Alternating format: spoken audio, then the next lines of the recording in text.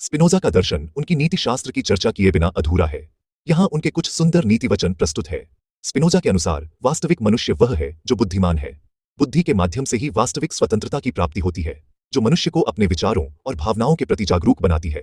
Spinoza का कहना है कि जो लोग बुद्धि के तहत अपने कार्यों को संचालित करते हैं वे समाज में अच्छे संबंध स्थापित करते हैं। काम, क्रोध, लोभ, मोह, मद, मात्सर्य जैसी क्षुद्र भावनाओं से संचालित मनुष्य जीवन भर कष्टों में ही रहता है और दूसरों को भी दुखी करता है। प्रत्येक वस्तु जहां तक वह अपनी शक्ति से कर सकती है अपने अस्तित्व में बनी रहने का, जिंदा रहने का प्रयास करती है। संसार की कोई भी चीज मानवीय इच्छाओं और विश्वासों से स्वतंत्र होकर अपने आप में अच्छी या बुरी नहीं होती है। सोना, चांदी, भूमि, वस्त्र, भोजन, आवास, नदी, पर्वत, राष्ट्र, समाज, इतिहास मानवीय इच्छाओं और विश्वासों के कारण ही महत्वपूर्ण भूमिका निभाते हैं। इसलिए जो भी मनुष्य अपने आप को समझता है और अपने उद्वेगों को, इच्छाओं को, भावनाओं को सही रूप से समझता है वह ईश्वर से प्रेम करता है। जितना अधिक वह अपने आप को और अपने उद्वेगों को समझता है उतना ही अधिक वह ईश्वर से प्रेम करता है। सभी मनुष्य और संसार की प्रत्येक वस्तु ईश्वर से, प्रकृति से उद्भूत है। इस तत्व को जानने वाले मनुष्य के लिए ईश्वर का प्रेम उसके आत्मज्ञान का मुख्य तत्व है। यह प्रेम व्यक्ति की आंतरिक स्वतंत्रता का प्रतीक है जो ईश्वर के प्रति बौद्धिक प्रेम से उपजता है। जो मनुष्य बुद्धि के नेतृत्व में विचरण करता है वह जितना उससे बन पड़ता है प्रयत्न करता है कि अपने साथी के द्वेष, क्रोध और अन्याय का उत्तर प्रेम और सज्जनता से दे। मनुष्यों में काम, क्रोध, लोभ, मोह, मद,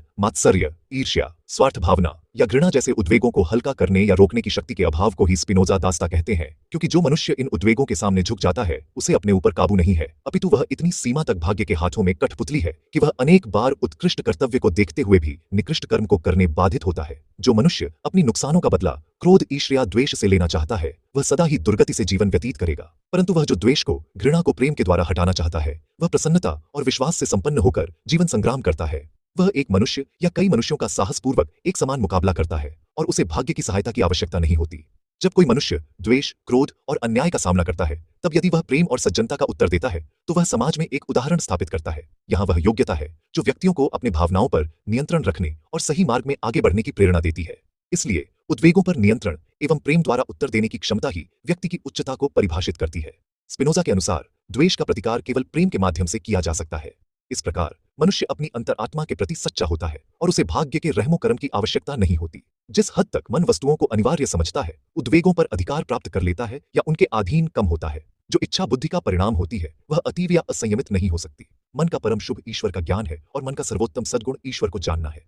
स्पिनोजा के दर्शन ने यह स्पष्ट किया है कि मन के सर्वोत्तम गुण ईश्वर के ज्ञान में निहित हैं। जब मन वस्तुओं को अनिवार्य समझता है तब वह अपने उद्वेगों पर नियंत्रण प्राप्त करता है। आत्महत्या करने वाले अशक्त आत्मा होते हैं जो अपने आप को बाहरी पदार्थों से, जो उनकी प्रकृति के प्रतिकूल है, पराजित होने देते हैं। स्पिनोजा का संदेश स्पष्ट है। आत्मज्ञान और प्रेम के माध्यम से हम अपनी स्वतंत्रता और सच्ची मानवता को प्राप्त कर सकते हैं।